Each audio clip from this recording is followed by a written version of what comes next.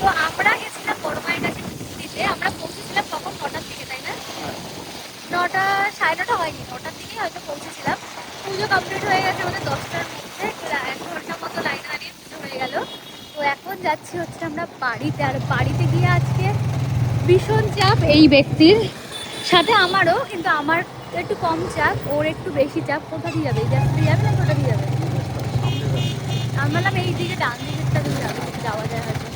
তো এই ব্যক্তির হচ্ছে অনেক চাপ, যেহেতু সামনেই পড়ছিলাম তাই জন্য কিন্তু হেঁটে সব একা সাইকেলিং করছে,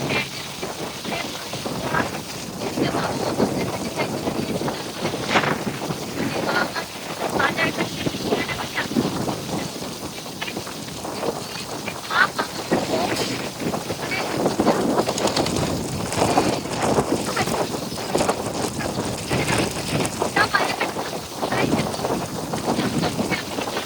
মুদিখানাটা মা বাবা করে কালকে আবার ভোরবেলায় হাটে যাবে মা ওরা। সব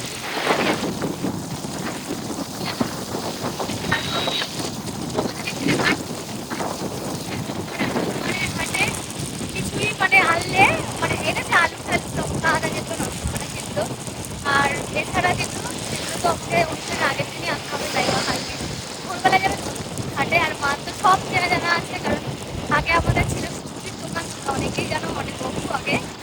তো সব মা সব চেনে, তাই না? আর হাটে বাজারে ওরা বলছিল ক্যান্টনমেন্ট গোড়া বাজার যাবে, কিন্তু দত্তপুকুর বাজারটা এখান থেকে কাছে হবে আর সকাল সকাল হয়ে যাবে। কালকে চলে আসবে নবদ্বীপ থেকে আমাদের বাড়ির সবাই। তো আজকে এখন আমি বাড়ি গিয়েই একটু ভাত টাত খেয়ে একটু আমাদের ঘরগুলো পরিষ্কার করতে হবে। আর কালকে